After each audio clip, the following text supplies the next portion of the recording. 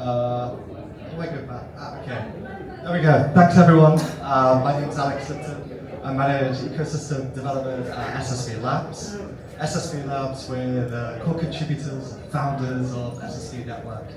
I want to share some alpha with everyone in the room today. It's a project that we've been quietly working on over the last few months. It's looking to solve a challenge that we've really identified within the Ethereum L2 landscape, which is fragmentation.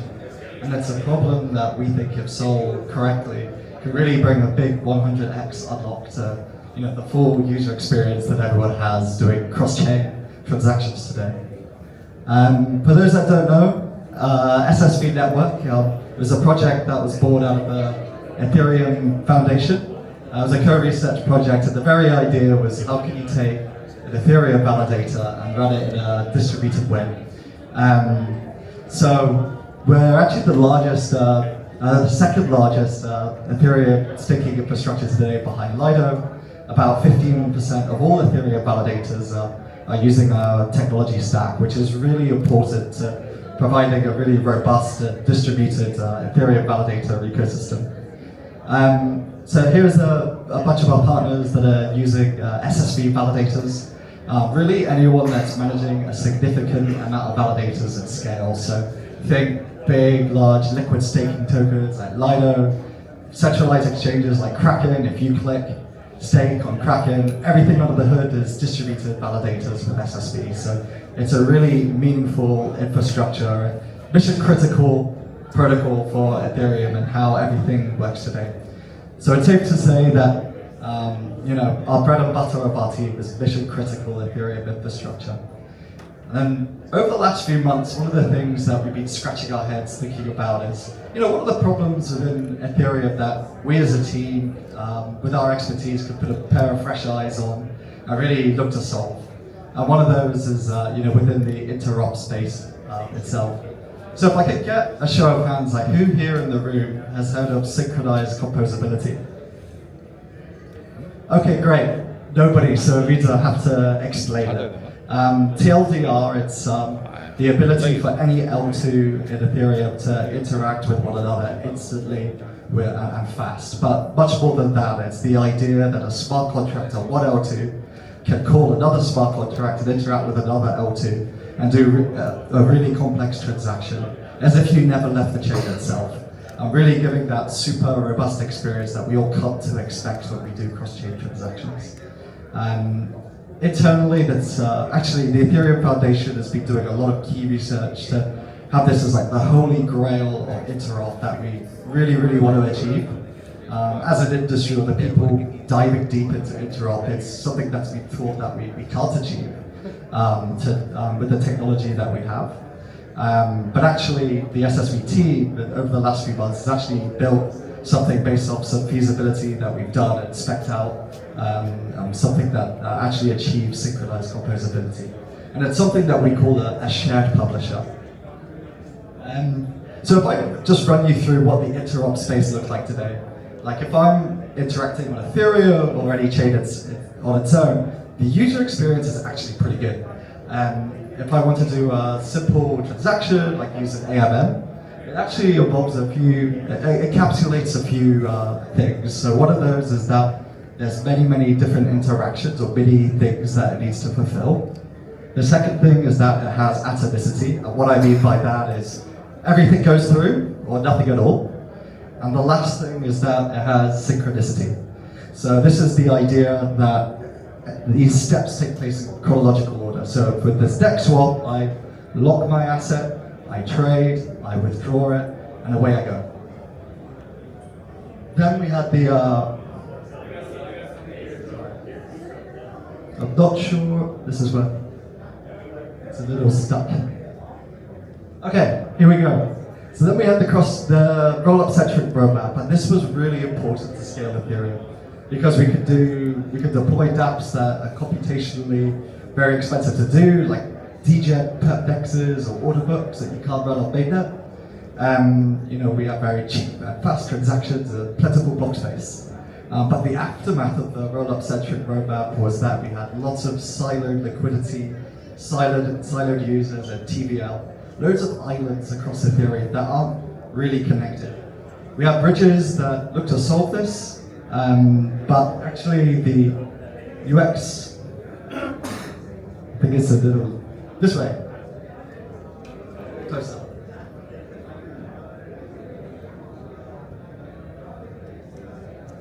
Yeah, if you could, I'll give you a thumbs up if I need it. But yeah, the UX for this is pretty limited in what you can do in the interop.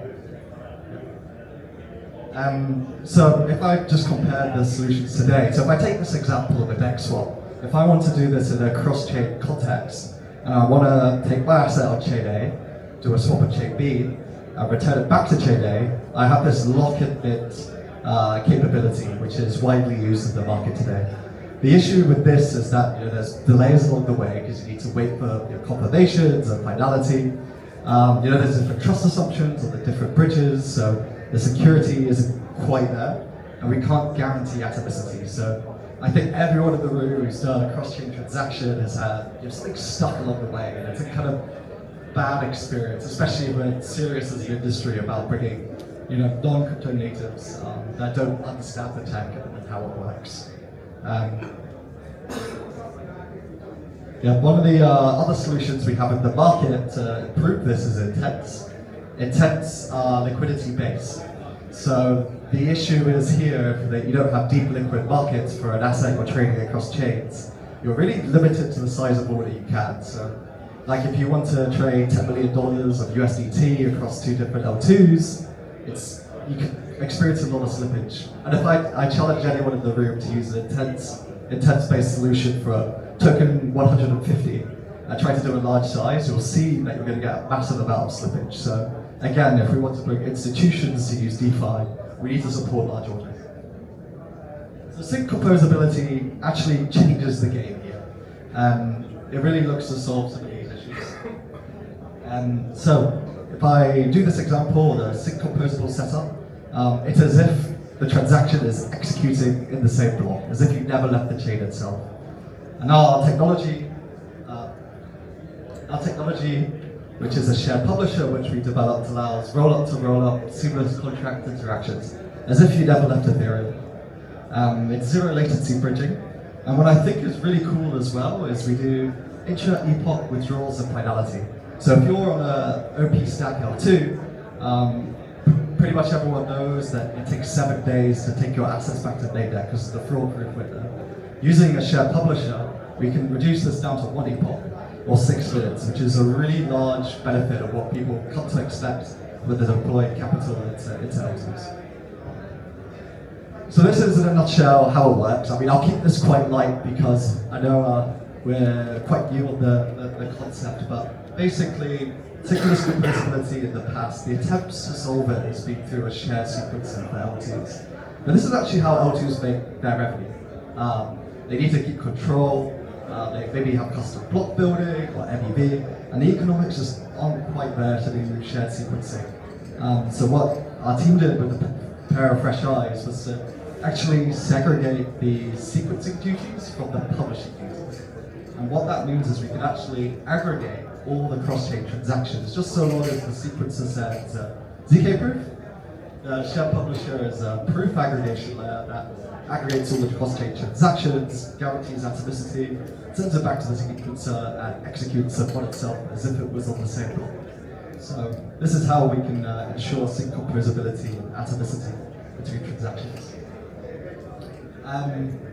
This actually is pretty profound when you think about it, and I'll break it down for everyone in the room. So it really has the capability to disrupt the whole message passing and interop industry. If we give the capability for sequencers to actually monetize their users' interop transactions. And then if we remove all the friction points for people to do interop, you can just imagine the L2 to L2 space going up and to the right and really drive a lot of L2 transactions and hurdles that people use today. How many people in the room want to do an L2 transaction? They're like, I'll leave that for tomorrow. It's too hard, slow, and difficult. We want to make that easy and remove the friction for users. If you're a roll-up as well, imagine you're a brand new roll-up you can potentially access all the users' TVL and liquidity from base on day one. Imagine that you're a base user and you want to go to a new L2 for a DApp that base currently doesn't support, and you can quickly do quick sync composable transactions. It's a game changer. To give you another example as well, imagine you deploy a DEX like Uniswap. You could have a shared unified liquidity layer, and if you're a user, you could use that DEX just as if you're doing drawing liquidity from a giant liquidity pool across Optimism, Arbitrum, and Base. It's all aggregated and traded at all. I think if you go back one, yeah, perfect. It really has the ability to unify the user base. If you're an NFT marketplace, you can imagine the idea that you could buy an NFT on Optimism and quickly deploy it in your game in Base or Sony. Actually, this technology layer gives you the ability to bridge NFTs, which wasn't available before. So this is a really big unlock for gaming use cases as well. It gives you a unified deployment surface if you're a DApp. So, for example, many DApps today deploy across 30 plus chains. Can you imagine all the maintenance and liquidity and integrations that it takes to set up? Now you can literally just deploy on one chain and you can access all the users from Base, Inc, Unichain, everywhere. Come in and use your DApp on day one. You don't need to supply liquidity, seek liquidity. It's all there ready to go, uniting all of Ethereum or greater Ethereum together. So again, sorry.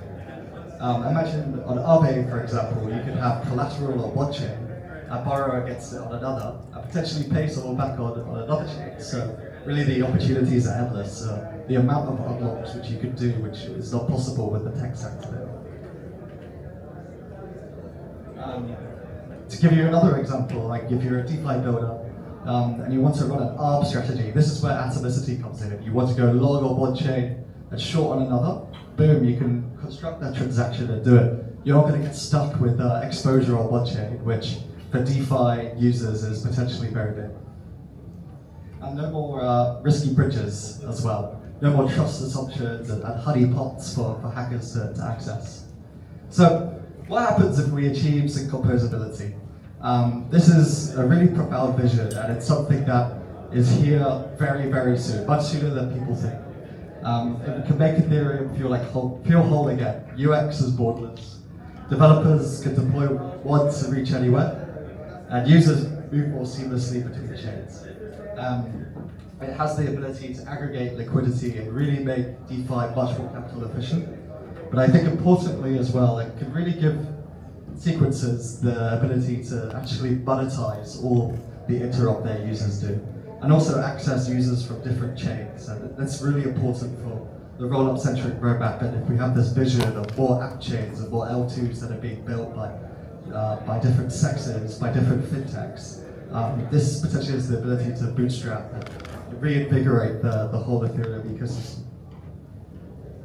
So with that, stay tuned. We're going to be putting together some pretty cool announcements.